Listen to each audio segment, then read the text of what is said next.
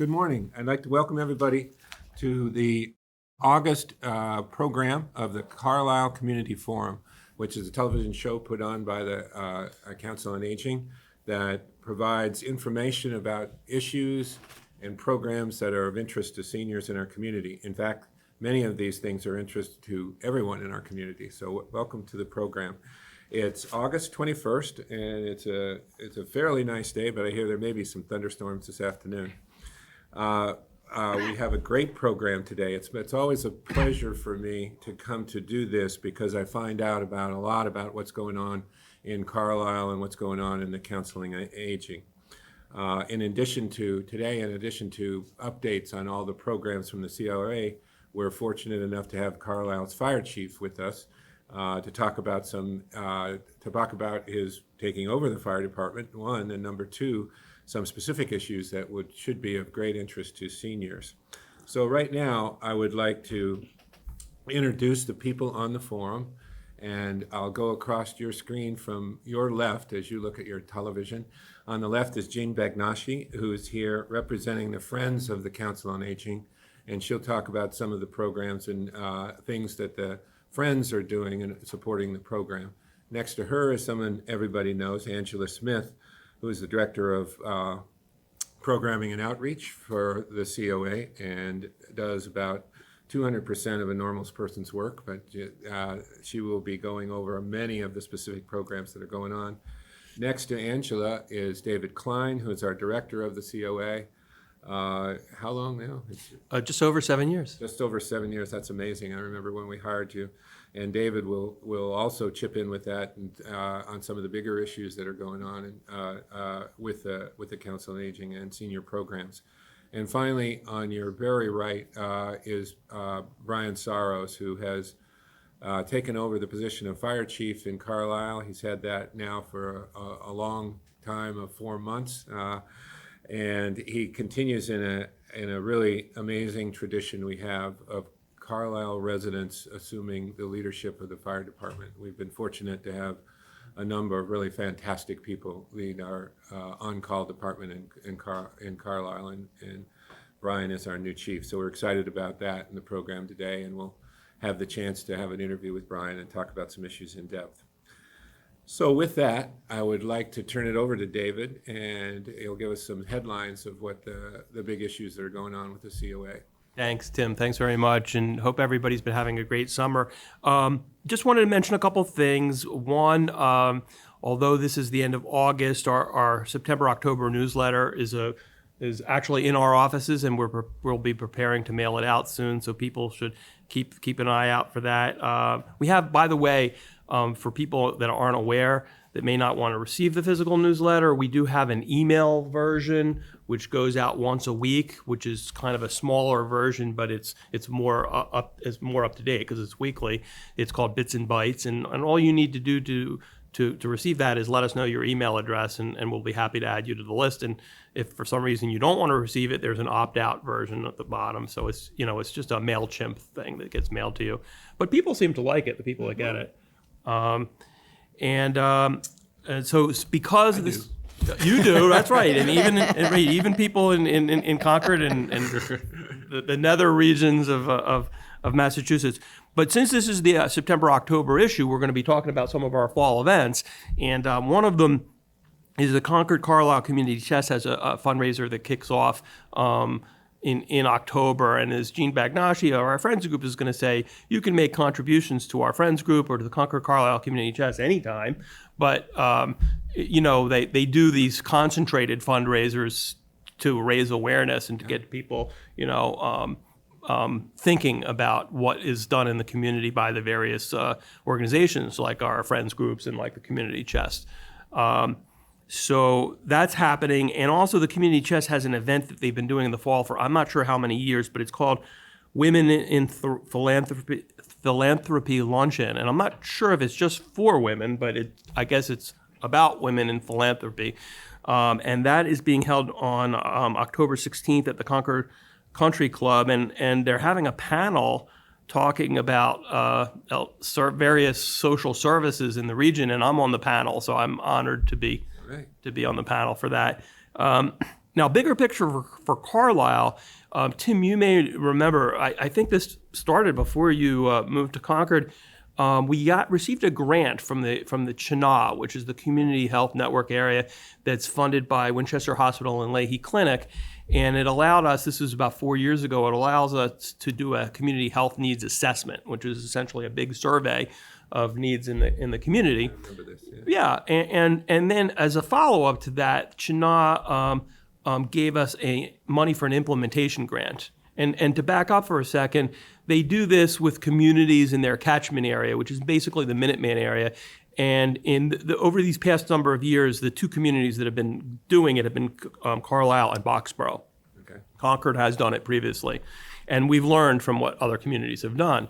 So what we did for the implementation grant was we created 3 projects, basically.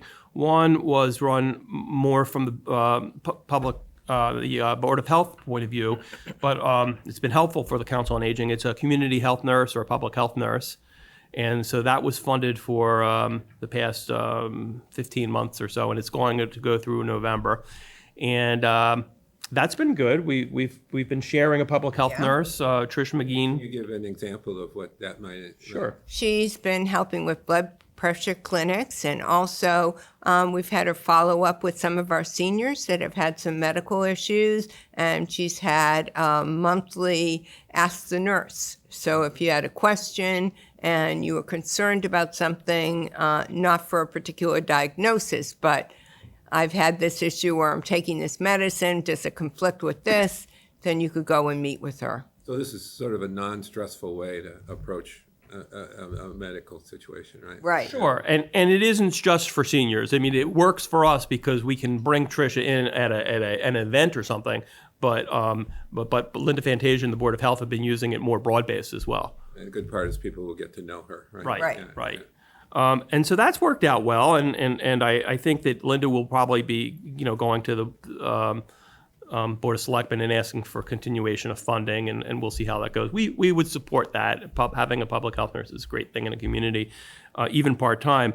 At the same time, we had a community center feasibility study, and that has been ongoing. And we have some drawings from an architect, 3 different drawings, and one of them is in the lobby at Town Hall. But we have also put it on the back page of our newsletter. And if people want a bigger view, they can go to a link which is on the front page of the newsletter in the message from the director section, and that goes to the town website, and you can see like a whole screen view of what it looks like. Of course, it's just a drawing, and it's a building, a proposed building on the back of the Mosley property, which people used to call the Goff property. So it adjoins Banna Davis, and this particular drawing has the building on the back of the Mosley property, and it has the parking and some ball fields and some other stuff on Banta. So I think the follow-up and the conclusion to this study will be they want to do a more concise drawing of what the buildings would design, what it would look like, but they want some feedback from the community. So I think in the next couple of months you'll be seeing the town ask for feedback either through a focus group or a survey. So just to be clear, so everybody knows where this is, the Banna Davis playing fields, right next to it is a property called Goff or Mosley that we purchased probably 6-7 years ago now. And in the front of that is where we have the disabled housing, right? That's correct. Tow property. Which has been great. So it's up that road and behind that. Right. And this is a rendering of what could conceivably be a community center. It's a very early rendering. It's a very early rendering, But right? it's starting to get the idea out there Right. of where and what it might look like, right? The rendering itself is based on feedback from the various boards. So the Council on Aging board gave their feedback, the Recreation Department gave their feedback, and on our task force committee, we had representation from the schools and from other areas too. Now, this is good. This is good because I found in being involved with these projects, people have a lot of opinions, but not until they see a picture. Right. Do they start, oh, well, I have ideas about that, so I think it's great that you published this, yeah.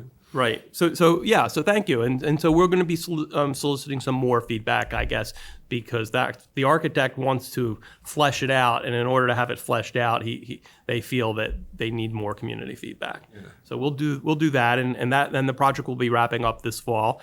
And, we don't even know whether a community center will be on this particular site, but some of the work that's being done could be applicable anywhere.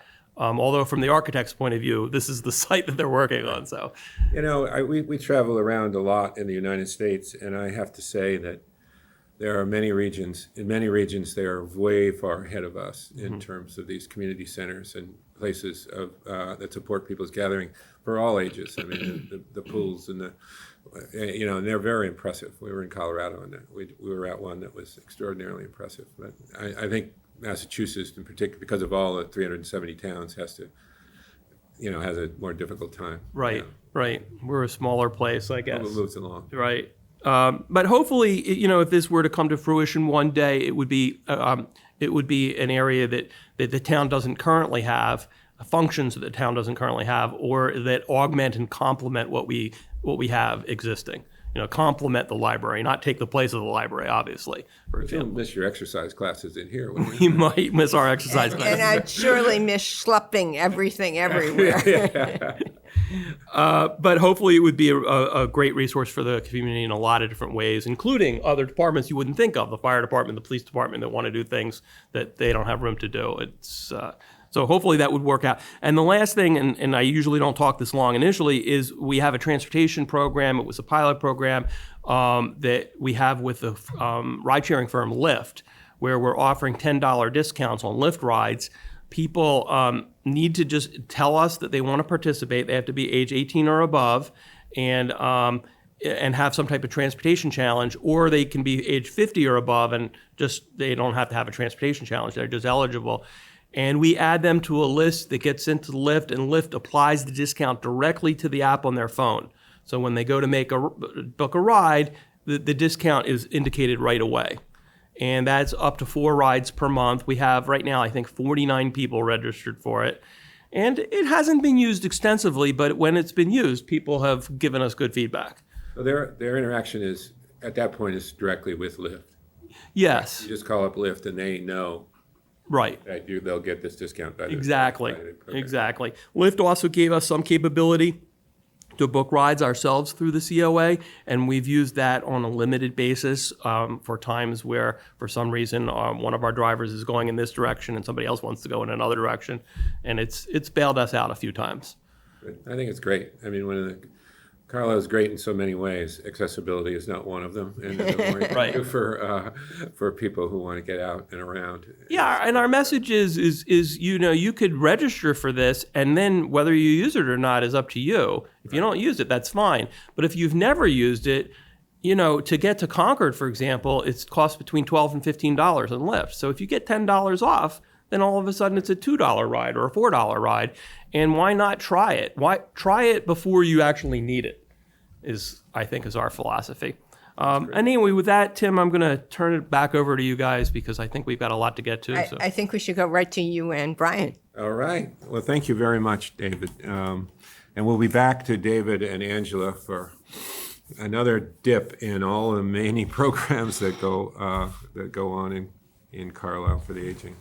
All right. It's my pleasure to introduce Brian Sorrows, the fire chief and my friend, to the program. I think you've been in place now for 4 months? Since April, that's right. Yeah, and you're a long-term resident, right? Been here about 20 years. My wife grew up in Carlisle, so. I think if you don't know the Sorrows, you probably don't know Carl. Or you don't know you don't know your mother and father-in-law. You probably don't know Carlisle very well. And then most of that time you have been a fireman. Is that right? That's right. For 18 or 19 years, I've been on the fire department. And and now you're the chief. What caused you to want to be the fire chief in Carlisle? We've got some really good people. It's a great group of people doing things for the right reasons. I also love helping people. And I thought having somebody internal would really help move. A lot of what needs to happen right now with the fire department is people are getting older, aging, great people, but as they get older, we need to be doing more recruitment, bring people in, do a lot of training, and I thought I could really help with that. I think sometimes people in our town are aware of it, but I often, when I was working with the fire department, said we should call this the ambulance and support department that occasionally does fires, right? I mean, most of the work that you do relates to the medical calls. Right? Over half of it is medical. We do anything safety related, and Right. so car accidents. We'll even do when basements flood. We'll pump basements. If we have the right equipment for a call, we will do whatever that call is. But over half of what we do is medicals. We've actually we now have 2 ambulances because we have so many. What's as you take over the job and you reflect on the 4 months, what's going on? What are the things you're focused on? Big thing we're doing is getting geared up and being ready to do a lot of training, to bring in new people, get them trained, take the people who are currently trained to one level, bring them to another level. We have very good people, but we need, people who are auxiliaries to become firemen and firemen to become officers and officers to become more senior officers. So there's a lot of that will need to go on. One of the things we're going to be doing hopefully soon, we're trying to pull together an EMT class in town in the fall for residents of Carlisle. And hopefully we'll train some of our firefighters, but also maybe find some new How people many are as there? EMTs. I used to know these numbers. Right? Yeah, so we have close to 35 now of people, total people. About half of them are EMTs. Like I say, a lot of what we do is EMS work, so we hope to increase the number of EMTs. Now, has there been, how many of those are recent being the last 2-3 years? Well, so if you say 5 years, we probably have 8 or 10. So about a third of it is Right. 5 years. Yeah. Right. And how have you found your observations about the difficulty to staff in an on-call department? It's very different than what other chiefs deal with. So I talk to other chiefs, and they have lots of labor issues that they have to deal with, and of course, everybody in my department wants to be there, and they want to do the best job they can.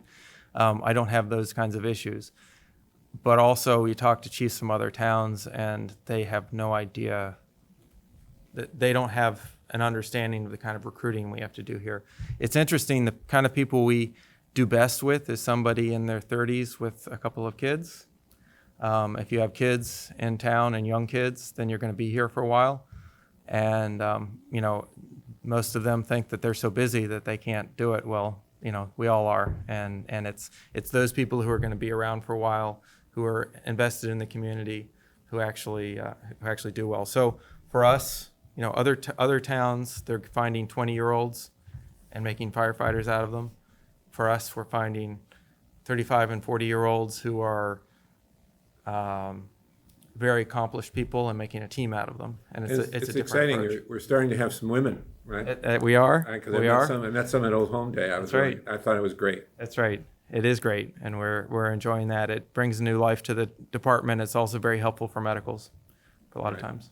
Yeah, that had always struck me that it was half of the population that we were not taking advantage of in terms of our EMTs and firefighters. So that's great.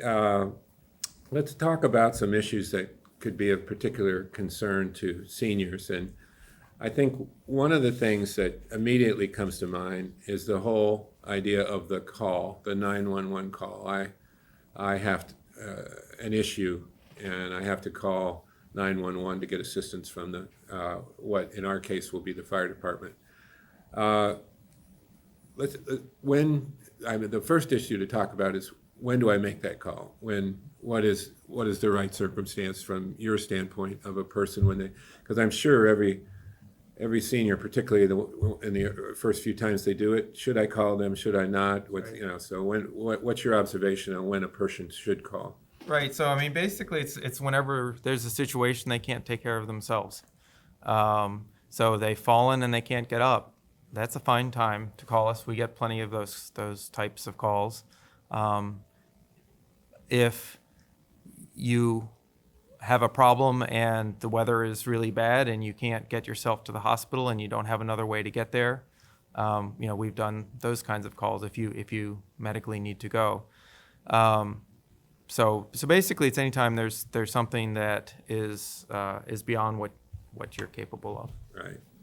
And tell us a little bit about what happens. Okay, the first part of it, like when they make the call and what it's going to be like on the phone and Right. the information, et cetera. Right. So when you call 911, you will get our dispatcher here in Carlisle, and that dispatcher will get your basic information of what the nature of the call is, what your concern is, and where you are. Then they will transfer your call to somebody who has advanced medical training. And that person will ask you exactly the same questions. And that can be a little bit frustrating, but what will happen is while you're talking to that medical dispatcher, our local dispatcher will be getting us out the door. So we'll be calling us, we will go get the ambulance and respond to your house. The medical dispatcher will also then be able to talk you through if there's something you can be doing medically, whether it's starting some form of CPR or if there's something that you can be doing to help before anybody arrives. They will also start what we call advanced life support, ALS. They come out of Emerson Hospital, and they can do more invasive things. So we have a certain level of care that we can give. ALS can join us, and they bring a bag of tricks that we are not trained to And do. what will happen, it's a separate vehicle that Right. is an emergency vehicle that comes from Emerson Hospital. So the two vehicles, if it's determined that you need this, there will be Right, two vehicles. right. So they will start ALS. Then the police will usually arrive first because they're already in their cruisers. They're ready to go. They will arrive and offer assistance that they can. They have some medical training. And what's the expectation of arrival? I mean, it's in minutes, right? Right. So they're usually there within 2 or 3 minutes, but it can be a little bit more than that. Yeah. We usually arrive between 6 and 10 minutes. Yeah. And then when we arrive, so you will have said what your problem is probably 6 times by the time we show up. But we will ask you again. At that point, we can determine whether ALS really is needed. So the medical dispatcher can't talk to you, but so we can cancel ALS or we can start ALS if they have not already been started. So there's another decision that happens there. We talked about this a little earlier. There are definitely situations where it can be resolved there, right? Where the call does not result in transportation. And you Absolutely. talked about perhaps Lift assist, somebody's fallen, they're stuck somewhere. Once you're back up, we will check you out, we will take some vitals, and if you do not want to go to the hospital, that's your choice. And you indicated that we don't have precise numbers on this, but your estimate was perhaps somewhere in the 25% of calls can result to that not Absolutely. being transported to the Absolutely. You'll see the same thing at a car accident. We'll check somebody out, and if they don't want to go to the hospital, that they have that choice. hospital. And the primary, we talked a little bit earlier, the primary hospitals that we do deal with are Emerson and Leahy. in That's Leahy, right. yeah. So you go to the closest appropriate hospital. So Leahy is a trauma center. So if there's a trauma, we might go there. Otherwise, Emerson is your community hospital. But those we kind of consider equal, depending on what your preference is. If you want to go somewhere else, we're not really set up to do that. And we're not. If we have ALS with us, they can make other decisions. But pretty much Emerson and Leahy are our primary hospitals. I mean, one of the things that I remember as a selectman for so long and in discussions, having been involved peripherally with the search this time, the thing that people talk about so often is the reassurance that having somebody that they know arrive at their home versus just and anonymous medical personnel. Right.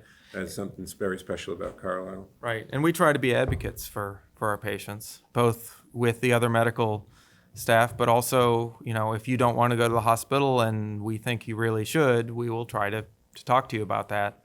We still won't force you, but we try to be advocates. We try to make sure that the hospital understands what your situation is or any special conditions that we have about you. Yeah, we know our patients and we care about them. That's why we do it. Just this is a question. Your spouse or another family member can go with them in the... Right.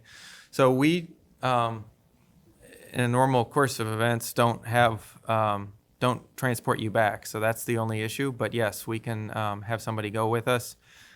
We usually put them in the front seat where they're seated safely and belted correctly. And then we even have a TV camera. You can watch what's happening in the back as well as hear what's going on in the back.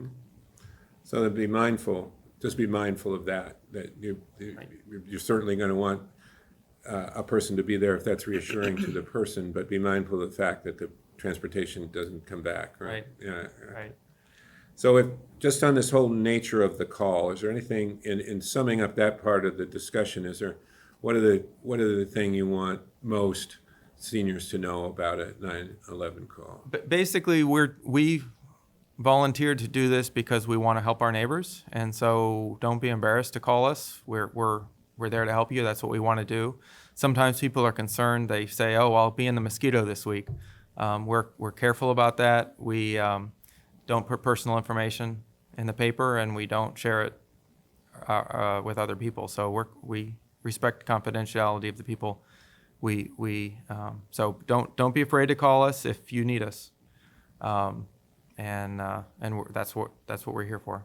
Well, let's talk about another issue that's related, but a little bit separate, and that is finding their house in Carlisle. And Right. there's some things that you've indicated that can be very helpful to the fire department.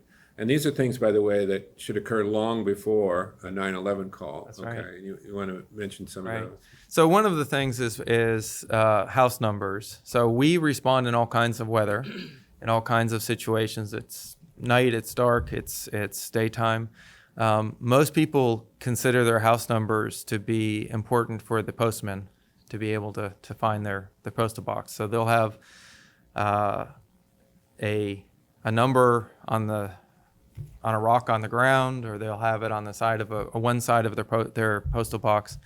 But if we're having to drive down a road and look in our rearview mirror to figure out what house number we're at as we drive all the way down, we can't get there nearly as quickly. So you're not only helping yourself if you call 911, but also your neighbors, because if we can know how far we are down a street, that can be very helpful. Yeah, we talked about this earlier, that in Carlisle, it's not unusual to have mailboxes out on a street that might not even be the same That's correct. street number. So Right. It can so be finding across the it- street, so it can be down the street, yeah. It would seem to me that the logical thing to do was, if I were approaching my house and didn't know where it was, are there markers in locations that would guide them to it? Right. And that might not be all the way at the end of a 500-foot driveway. It might be at a critical point in that driveway somewhere. Yeah. Right. So we also have a number of shared driveways, and so when those split and there's multiple houses, it's Right. very helpful to know which direction we're going. But even at the street, if you don't have a mailbox out front, put a number out front on a post or on something that we can see. Do we- 1 second. Wave my hands in the air just to get the lights back on. I'm not vibrant enough to. It's motion usually. Yeah. We gotta move around a little bit sometimes. I'll try. Back to the house. There were times in selectmen's meetings I wish that would occur. Maybe the lights will go off and we can get through this. But I think, I mean, logically, we all think that's never going to happen to us, but we're all aging, and there is a reasonable probability that it will happen to us sometime in the future. So, if you just approach your house from the standpoint, I had to find this house in a hurry, and make logical decisions about where the marking should be. I think that's probably fair, don't you Right. think? Yeah. And like I say, you're not only helping yourself, you're helping your neighbors, because if we know how far down the street we are, have we passed the house yet? If we see yours and we know what number that is, then we know Right. where we Yeah, are. yeah. Did you guys, this is something I know might sound strange, but it's been propagated on the internet, an application or phone app created in Britain by this firm called 3-Word Location. You heard of that? It's this thing, and I swear I thought it was a joke at first, but apparently not, where this company has come up with this idea of assigning a 3-word assignment to every GPS location in the world. And apparently they're using it successfully to rescue people, because if you're lost in the forest or whatever, and you can contact somebody and give this 3-word location, it tells the rescuers exactly where you are. GPS coordinates are definitely helping, and smartphones, can now provide that to towers, and that's great. In Japan, where we just were with my daughter, house numbers are not by street, they're by block, and it's the order the house was built on the block. And That so, makes logical sense. yes, and so for there, the houses have map codes, which Okay. is a very similar thing. You Very put similar. the map code in, and that will bring you to the house, and it has nothing to do with The other issue I think that we might mention is weather, okay? Because this, there is sometimes snow in Carlisle, and now increasingly wind that blocks roads with limbs. In these situations, basically, it would be helpful, I would imagine, for you to know that the road is plowed or unplowed, but don't try to plow the road before they Right. get there. Yeah. Right. So when we get called, if we know it's not plowed, our ambulances are 4-wheel drive, and we have chains on them. One of the things that you can do beforehand is to try to keep your trees trimmed up. So if we're going to bring our ladder truck in, that's 12 feet high. So keep them trimmed up to 12 feet at least above, and think about what happens when snow is on the trees, because when the snow's on the trees, that brings them down lower than is normal. And invariably, when you're called to your house, it will be when the weather's bad. So. All right, well, that is a good summation of the call. There was another issue that we might wanted to touch on, right? And that is, on the other side of your operation, smoke detectors and some advice for seniors relating to the maintenance of smoke detectors. That's right. So smoke detectors can do two different things. They can chirp at you, or they can have an alert that obviously is to try to get you to evacuate the house. Sometimes when we arrive at a house, they'll say, "Can you turn those things off? They're irritating." And they're supposed to be irritating. You're supposed to leave your house. But the chirps often is an indication of something wrong with the detector. It's more of a trouble alert and not an alert saying that you need to leave the house. Often if you open a detector and look somewhere on it, it will tell you what the pattern of chirps mean. People have often, I'm sure, have heard a chirp that means your battery is low, and that's something that you can take care of. The other thing that can happen with detectors, especially now, is that they can, after about 10 years, most detectors time out. They're done. And so if you replace a battery and it's still chirping and you're wondering why, look at the date on it, and you may find that it's timed out. Again, 10 years is just a rough, some or less than that, but usually it's about 10 years that a detector lasts. Carbon monoxide detectors, often when we come to those, they are alerting because of a low battery. And if it says LB on it, that means low battery, or the number of chirps. But almost 20% of the carbon monoxide calls we go on are carbon monoxide. And that's not something you would know about otherwise. So if a carbon monoxide detector is sounding, leave the house, leave your doors closed, don't try to ventilate the house, because when we get there, if the house has been fully ventilated, we can't very easily figure out if there was a problem or where it was And caused then by. we discussed earlier that a huge percentage, a significant percentage of firefighter injuries occur in situations where people are still in the house, right? If people will get out of the house Exactly. when they hear the fire alarm, that increases the safety factor for firefighters significantly. Right. So when you disable that irritating detector that goes off too often, you're endangering yourself, but you're also endangering the firefighters. It's important to us that you are able to get out of the house. If you do have a problem with a detector that goes off and it becomes a nuisance, you can talk to us. We can try to talk to you about either relocating it or sometimes using a different type. There's ionization, there's photoelectric. Sometimes a different type of detector, a photoelectric detector, may cause fewer nuisance alarms. But having detection is important, and it's important for you, and it's also important for those of us who are responding to know that. So anything else about smoke alarms? I think that's pretty good. All right. What I always do in concluding these discussions is to allow you to speak kind of directly to the seniors in Carlisle and say, from the fire chief's perspective, these are the few key points I would like to leave with you. So I think it's important to know that we are here as your neighbors, and we're here to help, and we're here to help you, and that's what we want to do. So don't be afraid to call us if you have a need. There are things that you can do to help us, and we have a code enforcement person who can come and help look at your smoke detectors, make sure you have adequate detection. We want to protect you. We want you to be protected, and like I say, it also helps us. So, please use the resources we have. We're here for that. All right. Well, thanks so much for coming here today and spending the time.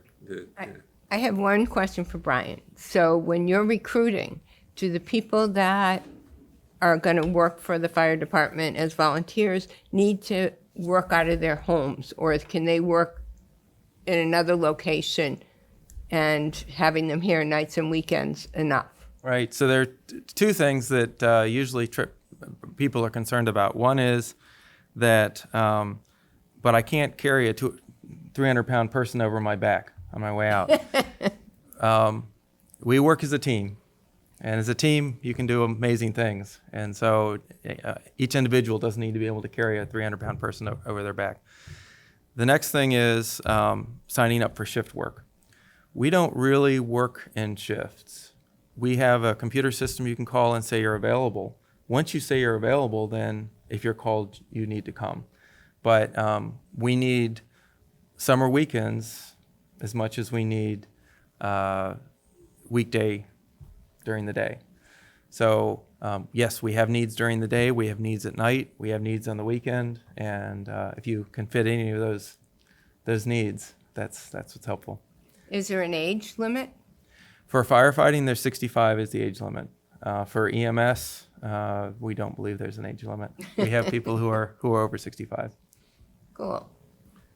Well, again, thank you for coming today. I think this is really interesting for people, and I would just leave you with, in every survey that we do or we have done, that has been done, I'd say we too often, that has been done for the town of Carlisle, the highest rated organizations in the town are the police and fire departments by far. Okay, and I think that people enormously value both departments in terms of the confidence they have in them that they are well run and that they are indeed have their primary interest at heart.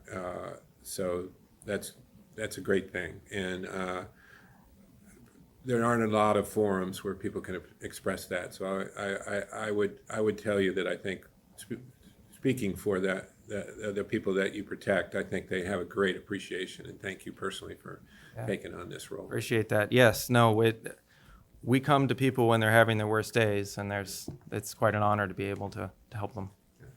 All right, thank you very much. you. Okay, now we'll move on with the program, and And before we do, Oh, let's do that, yeah. as a follow-on, this is something we've done with the fire and police department. Bob Luoma, one of our board members and volunteers, put this all together for us. It's called the Yellow Dot Program, and it's something that is available nationwide in whatever city or town supports it.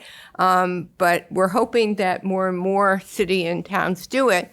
So if you have any kind of medical issue or an allergy that you would want a first responder to know if you were in a car accident, there's a form that you write all your medical information on.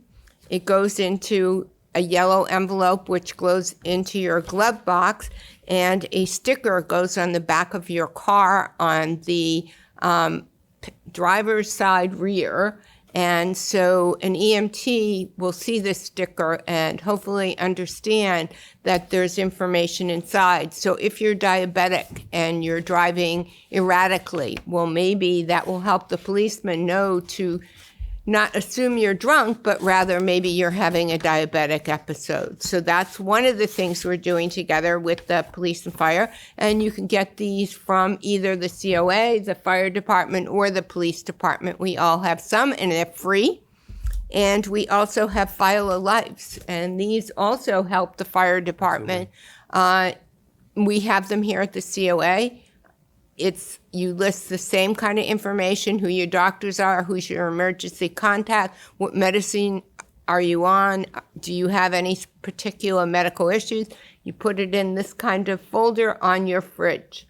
So if you don't have one, please come in and get some. Do you have some of these too? We have some of those, and you can imagine how hard it is to spell many of the medications that you're on. there's so many now, and the complexity of them and how they interact. Right. This is a really good idea. Right, to so have this having them available. written down is extraordinarily helpful to us. Another thing that's worth having on your refrigerator, if you have one, is any kind of DNR or MOLST form, if you have any directives, medical directives. The fact that somebody thinks you might have one isn't going to be so helpful, but if you have one, having it in a place, and the refrigerator is as good a place as any to have it, that we'll look for it. I think it's important for people to know that they will resuscitate you if you do not have an order for them to not resuscitate you. So if you have a long-term illness and you're aware of it, a MOLST form, and all you have to do is Google MOLST. The forms are online. Don't do it to yourself. If you don't want to be resuscitated, tell the Well, we need to have Emergency the actual people. form. So Right. having the actual form Probably somewhere good we they can are on get that it. side. I mean, you want to do what people want, but Exactly. Right. yeah. Okay, so let's go into more interesting and fun things. We thought do this was have very fun. three lunches coming up. We have the Chelmsford Crossing Lunch, which will be at the Congregational Church on September 4th. And we have some of the players from Savoyard Light Opera Company doing a program after. Our COA lunch in September is also our annual employee appreciation. So not only do we invite our seniors, but we invite all of the town hall and fire department, police, the school administration, and the library to come allow the seniors to say thank you with a lunch. And we're going DPW. and the DPW, thank you. So we have the Ray Taylor and Santo Polara doing music, and we're lucky enough to have the Second Wind join us too to entertain. What's the date again? That is September 19th. It's at 11:45, and it's at FRS. Great. Okay. And then we'll have our our monthly men's breakfast, which my poor husband has to cook because I conned him into it. And so that's on September 12th and October 10th. We have Senior Moments, which is every other week, September 9th and 23. And we're going to go to Neshoba Tech on September 11th and October 9th. And they have amazing meals. They really do. And because David has been very generous about supporting and subsidizing those through the Friends Grant, you only pay $5 for a really great meal.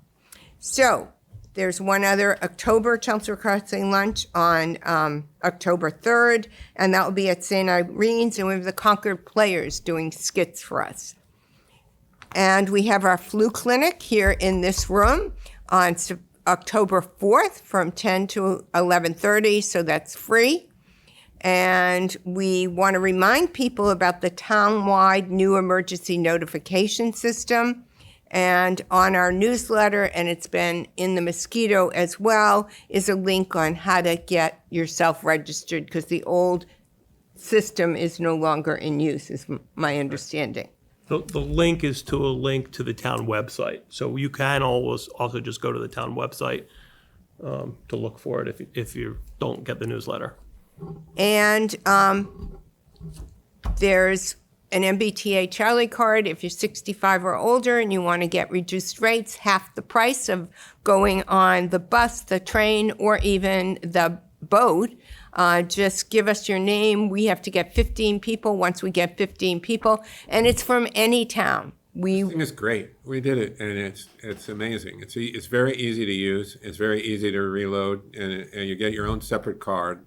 And it's well worth doing, I tell you, if you go to Boston at all. Even if you don't go that often, it's worth it. And so just call, give us your name. When we have enough people, we'll set up an event here, and you get it done for free.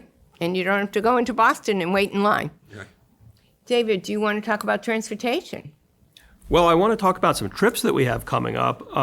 There's going to be also trips, including food here. We've got a what we call a restaurant review. Joanne Willens used to take people on these trips, and now we have various other volunteers that do so. One of them's planned on Tuesday, September 10th to the restaurant Paparazzi in Concord. I always like Paparazzi. There's one on the South Shore, too, that I like going to. And that is going to be, you can go in your own car, but we have a COA van that's leaving Congregational parking lot at 11:15. It returns at about 1 to 2 p.m. It's just a lunch with a group of people. Anybody really can go. We also have one in October at Nancy's Airfield Cafe in Stowe. And I don't know if you've ever been there. I haven't, but apparently it's fun. The food is good, and you can watch the planes coming in. No, it's there. great. Yeah. That's right. Great. We take little grandkids there. Like that. Yeah. There's a tour that the Friends support. And this one, we do these various tours that usually in the fall because the weather is good, or the spring. This one is to the Robert Frost Farm State Historic Site, which is in New Hampshire, and it's being led by an actor who we've had perform for us before, Stephen Collins, who's pretty good. What was the last Excellent. tour that he did that was popular? In Boston, a tour of the different historic sites. Right, and that was very popular. And usually we get a good turnout for that, and we hire a bus, and the cost is, I think the cost for this tour is $10 to the van fee, and $7 to the entrance to the museum. But if anybody ever has problems paying for things and they want us to support them in some way, just let us know. And otherwise, that's what the fee is. But that sounds like it'd be excellent because Stephen really knows his stuff. Yeah, he does. We also have a day trip to Algonquin, Maine on Tuesday, September 24th for up to 12 people. And people can register for that. It's the first 12 people that we get. Is there a Carlisle preference for that? Usually. Okay. For so many weeks or days. Right. And, just so to let people know, with all of our events, we hope that Carlisle people sign up, but after a certain point, if Carlisle people haven't signed up, then we open it up to people from outside towns, because there are people who used to reside in Carlisle or have friends that are in Carlisle, and why not? It's a benefit to us to have a critical mass to go on these trips. So there's also, on Wednesday, October 2nd, there's going to be a dress rehearsal of Neil Simon's California Suite at the Theater 3 in Acton, Yep. which I'm not sure I've ever been to. I've been. It's fun. Is it fun? Okay.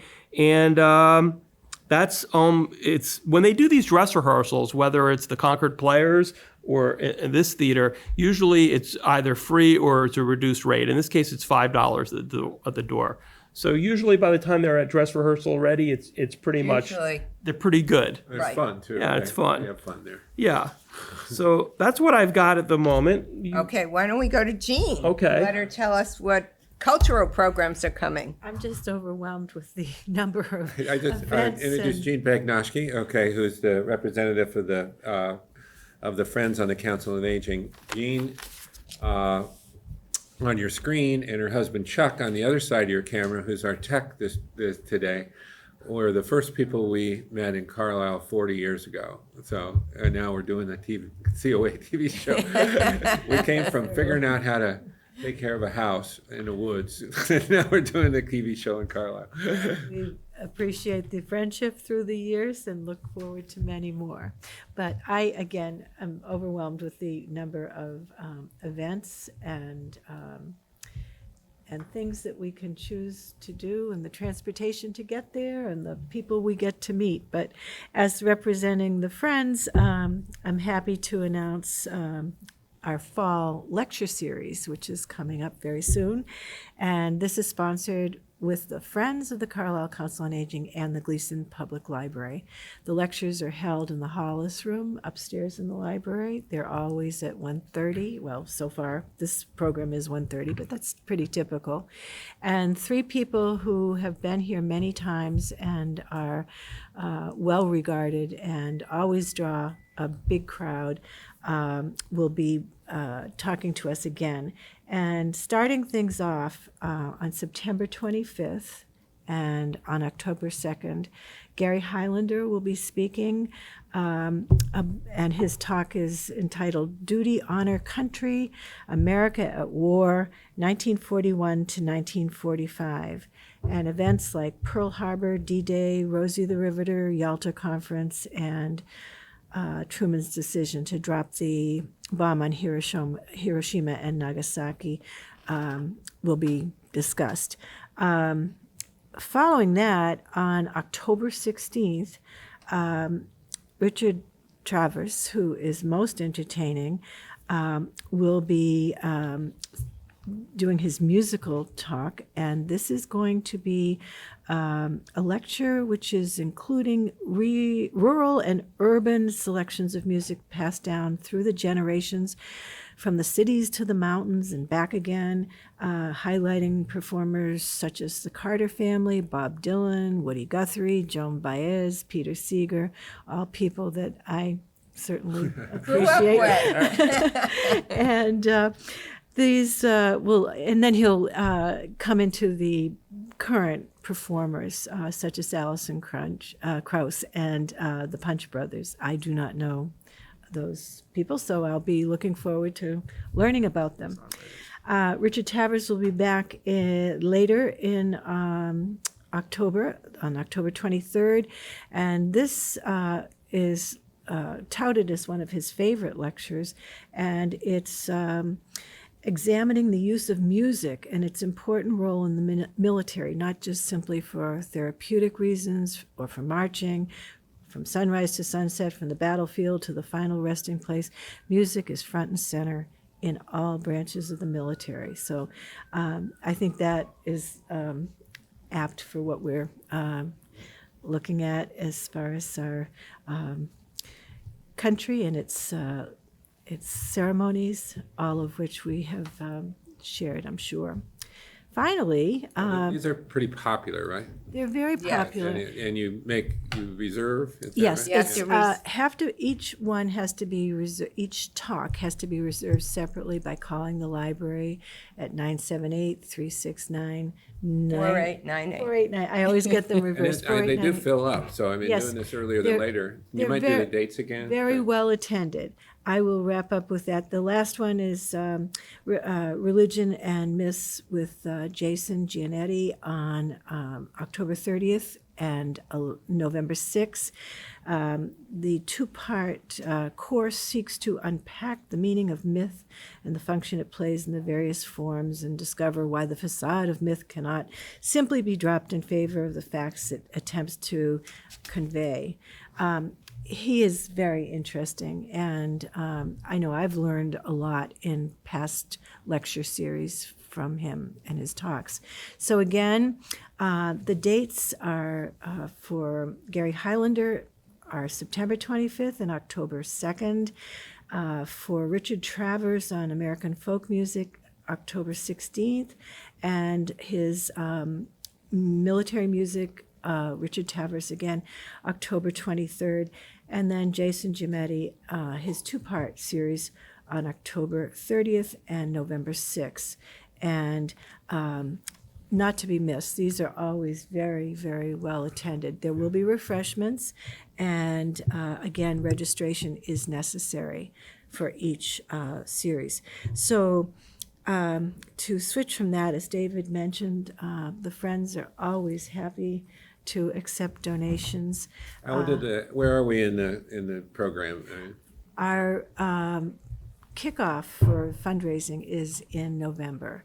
And so a townwide flyer will go out and will highlight specific things that the Friends support as grants to the COA for vital programs. And we hope to have a lot of town support. Actually, we also have members, we call them members, but Friends supporters who live outside of town, who might have lived in Carlisle for a while, but we are hoping that people will be as generous as they have been in the past. Yeah, it's a very important part of the budget. It's not a huge percentage of it, but it's a percentage. In my opinion, I always believe that allowed in any budget, if you have another 5 to 10 to 15 to 20%, the things that you can do are amazing, right? Because they're always the things that just didn't make it, and I think this is if you're listening to this, and you listen to the array of things that the Council on Aging does, this is a place where you can tangibly support it. And I would ask everybody to consider making a gift to the Friends. Yeah. Well, thank you. And gifts can be sent to the Friends of the Carlisle Council on Aging, Box 38 here in Carlisle, 01741. Anytime. Great. We're open for business. Thank you.